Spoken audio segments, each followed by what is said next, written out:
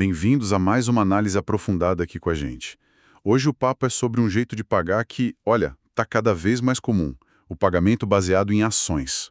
Sabe, aquela história de remuneração ou pagamento que não é dinheiro vivo saindo do caixa na hora, mas que está ligado direto no valor da empresa. Pensa aí, plano de opção para executivo, incentivo para segurar talento ou até para comprar algum serviço ou bem importante pagando com participação. E para guiar a gente aqui, a gente está olhando para o lançamento técnico CPC 10R1. É ele que dita as regras contábeis no Brasil para essas transações. A ideia é destrinchar isso, pegar os pontos principais e deixar esse assunto, que parece meio técnico demais, mais palpável, né, para quem vive aí o mundo dos negócios. Exatamente. E o CPC 10, logo no item 1, já mostra por que ele é tão importante. A meta é garantir que o efeito dessas transações apareça direitinho, sabe? De forma clara nas demonstrações financeiras. Ou seja, que tanto o resultado quanto o balanço mostrem certo os custos, as mudanças no patrimônio ou nas dívidas da empresa por causa desses acordos. Se não, imagina, né? Custos altos, tipo de opção para funcionário, podiam ficar escondidos ou medidos de qualquer jeito. Transparência é chave aqui. Certo, transparência total. Então vamos começar a desempacotar isso. O que exatamente entra nesse pacote do CPC 10? Que tipo de pagamento é esse? Olha, o escopo é bem largo, viu? O item 2 define bem. Basicamente, é qualquer transação onde a empresa recebe alguma coisa, um bem ou um serviço, e paga usando instrumentos patrimoniais dela mesma, tipo ações ou opções de compra de ações. Ou então paga em dinheiro, mas o valor do pagamento depende do preço das ações ou opções lá na frente. A norma até divide em 3 tipos principais. Primeiro, as liquidadas com instrumentos patrimoniais mesmo. A empresa entrega ações ou opções dela. Segundo, as liquidadas em caixa. Paga em dinheiro, mas o valor está amarrado no preço da ação. E terceiro, aquelas com alternativa. A empresa ou o outro lado pode escolher entre receber ação, opção ou dinheiro. Ah, e tem um detalhe importante no item 3A. A norma também vale quando uma empresa do grupo, tipo a matriz, paga a conta no lugar de outra, a filial, que foi quem recebeu o serviço, por exemplo. Super comum em plano global de remuneração. Nossa, parece bem amplo mesmo. Então quase tudo que usa a ação como referência para pagar, de um jeito ou de outro, é entrar na dança. Mas assim, deve ter alguma exceção, né? Alguma coisa que fica de fora. Sim, tem sim. O CPC 10 não se aplica a tudo. O item 6 fala que transações com instrumentos financeiros que já têm outra norma específica, como o CPC 48, ficam fora. E o item 5 tira também, geralmente, a compra de bens ou serviços numa combinação de negócios tipo fusão ou aquisição, que aí quem manda é o CPC 15. Mas, atenção na exceção. Se nessa combinação a empresa que está comprando dá ações ou opções para os funcionários da empresa comprada, e especificamente para eles continuarem trabalhando depois da compra, aí sim essa parte da remuneração entra no CPC 10. É pagamento por serviço futuro, né? Entendi a exceção da exceção. Pois é. E outro ponto, lá no item 4, o CPC 10 não cobre direitos que são dados para todos os acionistas da mesma classe, igual para todo mundo. Por exemplo, se a empresa oferece novas ações com desconto para quem já é acionista, isso não é pagamento baseado em ação para a norma. É visto mais como uma transação de capital com os donos, não pagamento por algo recebido. Faz sentido. O foco é pagar por algo que a empresa recebeu em troca. Ok, e na contabilidade? Como é que isso aparece? Quando entra no livro? A regra principal está no item 7, reconhecer quando recebe. Simples assim. Recebeu o bem ou o serviço, registra. Comprou uma máquina e pagou com ações. Reconhece o ativo, a máquina, quando ela está lá pronta para uso. Contratou consultoria e vai pagar com opções. Reconhece o serviço, geralmente como despesa, conforme ele é prestado. E a contrapartida, o outro lado do lançamento, depende de como vai ser pago. Se for com instrumentos patrimoniais, ações, opções, a empresa aumenta o patrimônio líquido. tá pagando com um pedacinho dela mesma, né? Certo. Entra no capital dos sócios. Isso. Agora, se for liquidado em caixa, aí a empresa reconhece um passivo, uma obrigação, uma dívida para pagar lá na frente. E os itens 8 e 9 complementam. Nem tudo que a gente recebe vira ativo. Se o bem ou o serviço não serve para ser capitalizado, tipo consultoria usada no mês, gasto com pesquisa que não virou um ativo reconhecido, aí o valor vai direto para a despesa no resultado do período. Beleza. Agora vamos para o ponto que eu acho que pega mais na prática, né? Primeiro, as transações pagas com ações ou opções mesmo. Como é que mede o valor disso? Ainda mais aquelas opções para funcionário, que não tem preço na bolsa e vêm cheias de condição. Esse é o coração da coisa, para esse tipo de pagamento. O princípio está lá no item 10, medir os bens ou serviços recebidos pelo valor justo deles.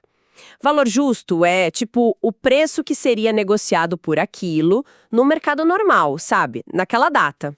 Tá, valor justo do serviço. Mas isso não é super difícil de medir para serviço de funcionário? Exato. A própria norma, itens 11 e 12, reconhece isso. É muito difícil, às vezes impossível, medir com confiança o valor justo direto do serviço do empregado. Então, o CPC-10 manda fazer o contrário. Medir o serviço pelo valor justo dos instrumentos patrimoniais que foram dados, as ações ou opções, na data em que eles foram prometidos, a tal data de outorga. Ah, então mede pela ação ou opção dada. Se for ação com preço em bolsa, beleza, pega a cotação. Mas e opção? Que não tem preço de mercado, tem prazo longo, condição, como calcula esse valor justo? Perfeito. Ação listada usa o preço de mercado na outorga, item 16. Agora, para opção sem mercado, principalmente de empregado, a coisa complica. O item 17 e o apêndice B falam para usar técnicas de avaliação. Basicamente, modelos matemáticos para precificar a opção. Os mais famosos são o binomial e o Black-Scholes-Merton. Black-Scholes já ouvi falar. Sim, super usado. Mas olha que curioso. O próprio CPC-10, item B5, dá uma cutucada nele. Diz que tem limitações para a opção de empregado, porque ele não lida bem com a chance do funcionário exercer a opção antes do vencimento, o que é comum nesses planos. Modelos binomiais, nesses casos, costumam ser mais flexíveis. Interessante. E o que entra nesse cálculo, nesse modelo? Vários fatores. Está lá no item B6. Precisa considerar o preço que o funcionário vai pagar para exercer, preço de exercício, quanto tempo se espera que a opção dure, pode ser menos que o contrato, o preço da ação hoje, a volatilidade esperada da ação no futuro, esse é um dos pontos mais subjetivos e que mais mexe no resultado, a volatilidade. Imagino. E ainda, dividendos esperados durante a vida da opção e a taxa de juro livre de risco pro período. É um cálculo que exige um monte de estimativa e julgamento da empresa. Ufa, complexo. Então tá, temos um valor justo para cada opção na data que foi dada. Mas e as condições? Tipo, fica 3 anos ou bate a meta X? Isso mexe no valor da opção que a gente calculou? Ótima pergunta. Esse é o ponto das condições de aquisição de direito ou vesting conditions, em inglês nos itens 19 a 21. E aqui, olha, a norma faz uma divisão crucial. Presta atenção. Primeiro tipo, condições de não mercado. São as que não dependem direto do preço da ação. O clássico é ficar um tempo na empresa, condição de serviço, ou bater meta de lucro, receita, lançar produto, condição de desempenho. Essas condições não mudam o cálculo do valor justo unitário da opção lá da data da outorga. O valor por opção continua o mesmo. Ah, não muda o valor individual. Não. O que elas afetam é o número de opções que a empresa espera que vão de fato ser adquiridas pelo funcionário. A empresa estima quantas vão vestir e reconhece a despesa aos poucos durante o período de serviço. E essa estimativa é ajustada se a expectativa mudar. Item 20. Se no fim das contas a condição não for cumprida, o funcionário saiu antes, a meta não bateu, a despesa que já tinha sido reconhecida para aquelas opções é revertida. Item 19. Ou seja, só fica a despesa se o direito for realmente ganho. Entendi. Reverte se não cumprir. E o outro tipo? O outro tipo são as condições de mercado. Essas sim estão ligadas ao preço da ação. Exemplo, a ação tem que chegar a R$ 50 para a opção poder ser exercida. Essas condições são levadas em conta lá no cálculo inicial do valor justo da opção na data da outorga. O modelo de preço já meio que embute a chance daquilo acontecer. E o que isso muda na contabilidade? Conhecida ao longo do tempo de serviço, se as outras condições, tipo tempo de serviço, forem cumpridas, mesmo que a condição de mercado nunca seja atingida. Espera aí, mesmo que a ação nunca chegue nos R$ 50, a despesa fica. Fica. Não tem reversão da despesa nesse caso. Pode parecer estranho, mas a lógica é: a empresa pagou pelo serviço com uma opção que tinha essa condição de mercado embutida no preço. O custo daquela aposta no mercado foi incorrido e, se o serviço foi recebido, a despesa tem que ser reconhecida. Nossa, essa diferença é muito sutil, mas o impacto na despesa é gigante. Condição de não mercado, a despesa acompanha o cumprimento real e reverte se não cumprir. Condição de mercado, a despesa fica se o serviço foi prestado, não importa o resultado da condição. Peguei.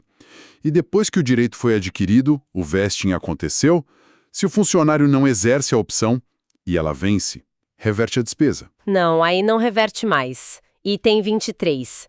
Uma vez que o vesting ocorreu, o serviço foi considerado prestado e pago com aquela opção. O custo já foi para o resultado. Se o funcionário depois não aproveita, paciência. Mas o custo do serviço para a empresa já existiu. E só para constar, tem o método alternativo, o valor intrínseco, item 24, para casos super raros, onde nem o valor justo da opção dá para estimar na outorga. É bem diferente, mede a diferença do preço da ação e o de exercício a cada período, mas é muito, muito incomum. Entendi. E se a empresa mexe nas regras no meio do jogo? Sei lá, a ação caiu e a empresa decide diminuir o preço de exercício para ajudar os funcionários. Como fica? Mudanças, cancelamentos, liquidações, antes da hora, tudo isso está nos itens 26 a 29. Para modificações, item 27, a regra básica é reconhecer no mínimo a despesa que já seria reconhecida com os termos originais.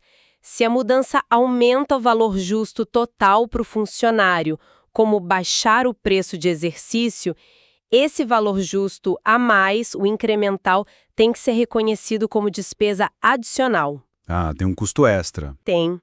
E esse custo extra, geralmente, é reconhecido ao longo do tempo de serviço que ainda falta ou na hora se o direito já estava adquirido. Item B43A.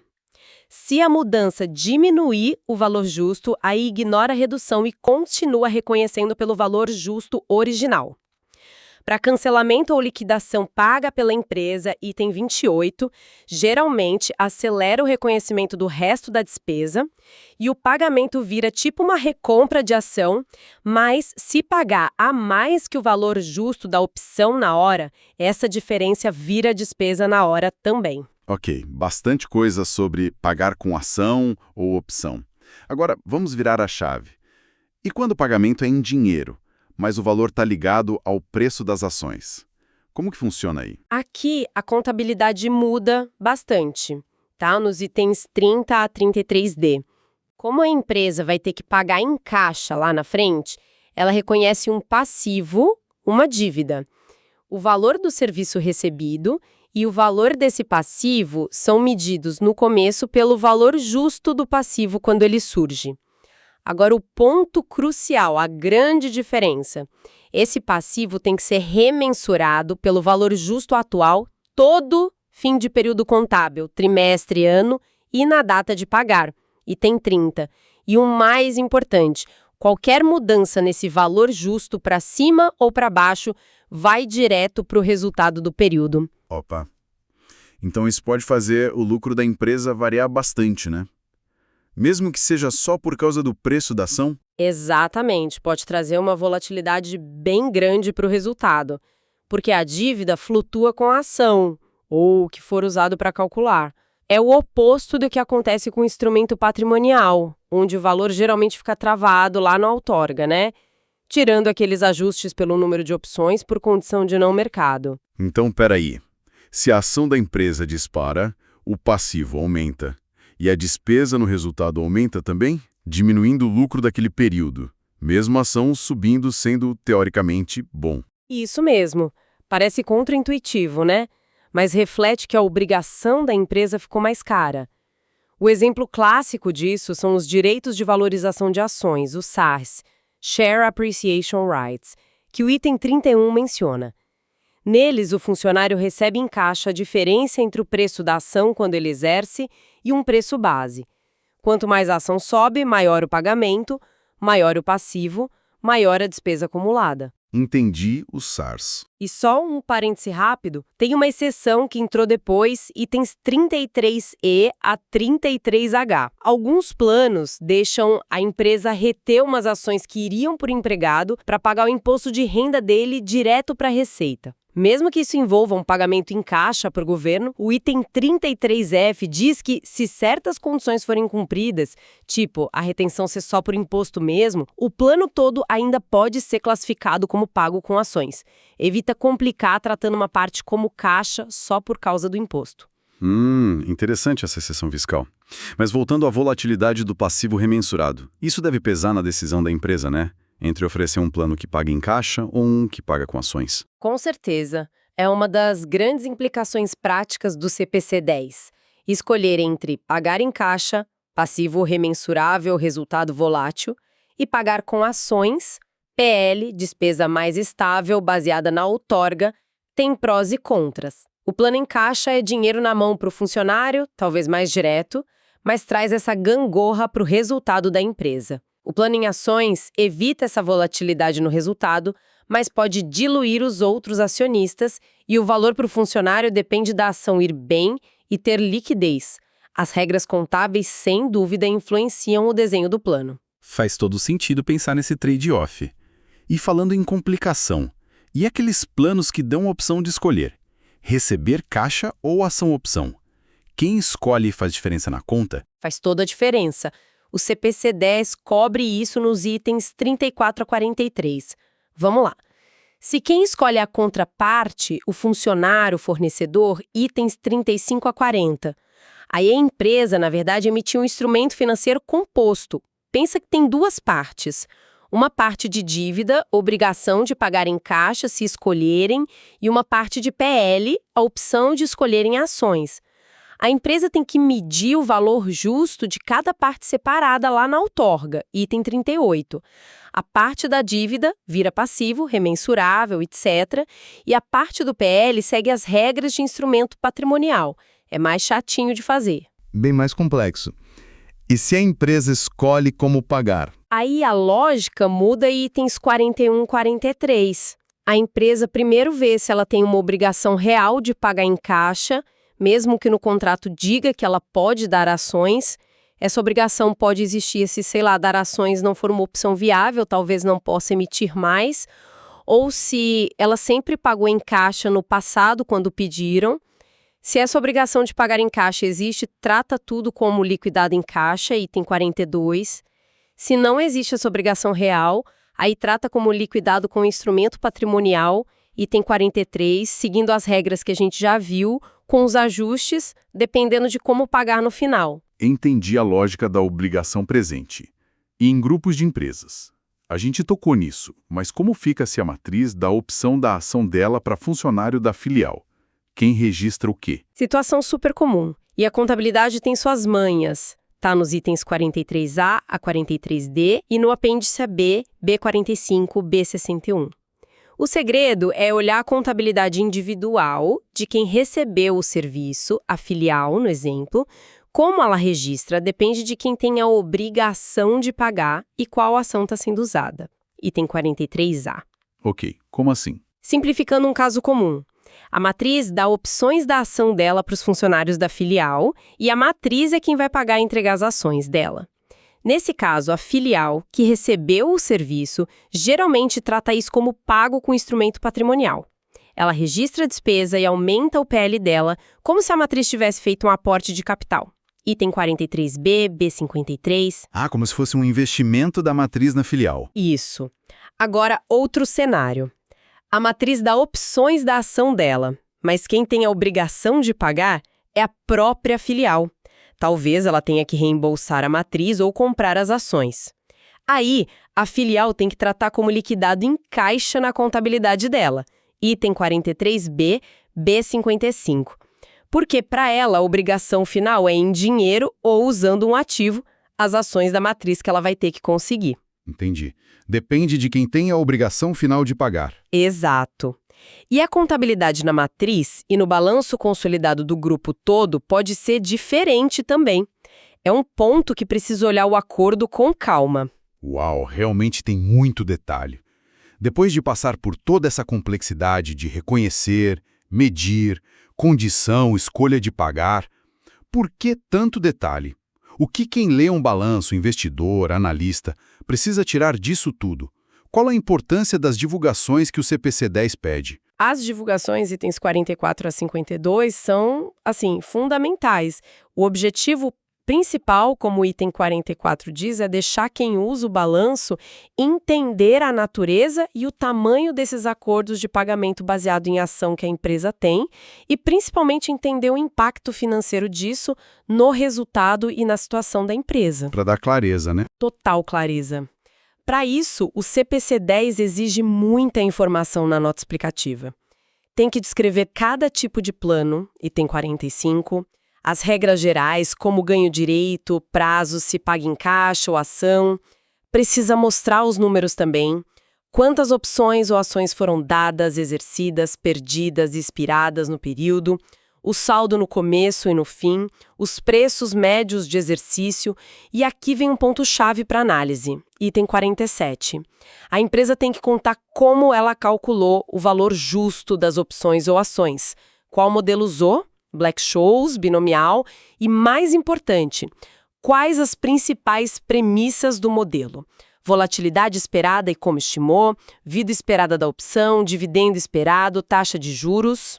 Tem que abrir a caixa preta do cálculo. Tem que abrir, porque mudar um pouquinho essas premissas, principalmente a volatilidade, pode mexer muito no valor justo e na despesa. Quem analisa precisa saber se as premissas fazem sentido. E por fim, item 51, tem que mostrar claro o efeito total no resultado do período, a despesa total com isso, e o impacto no balanço, tipo o saldo total de passivo para plano pago em caixa. Resumindo, as divulgações querem jogar luz em como a empresa usa essa ferramenta, qual o custo real que está sendo registrado e como isso mexe nos números que o mercado olha.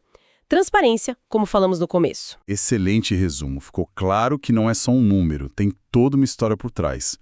Recapitulando então nossa viagem pelo CPC-10R1, a gente viu que tem que contabilizar esses pagamentos, a diferença-chave entre pagar em caixa referenciado em ação, que gera passivo, remensurável, volátil, e pagar com a própria ação ou opção, que gera PL, valor mais fixo na outorga, despesa mais previsível, mas com ajustes.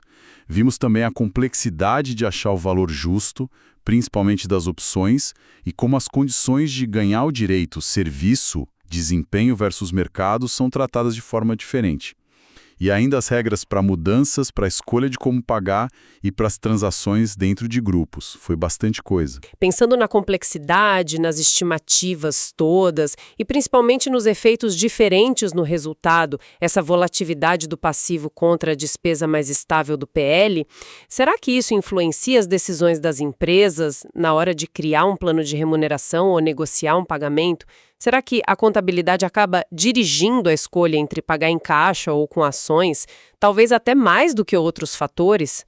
Fica aí a pergunta, né? Até que ponto a regra contábil, que deveria só mostrar a realidade econômica, acaba moldando as decisões de negócio que ela deveria só registrar? Uma boa questão para a gente pensar. Uma provocação excelente para a gente fechar essa análise do CPC-10R1. Esperamos que essa conversa tenha ajudado a clarear os pontos mais importantes dessa norma tão presente hoje em dia. Obrigado pela companhia e até a próxima!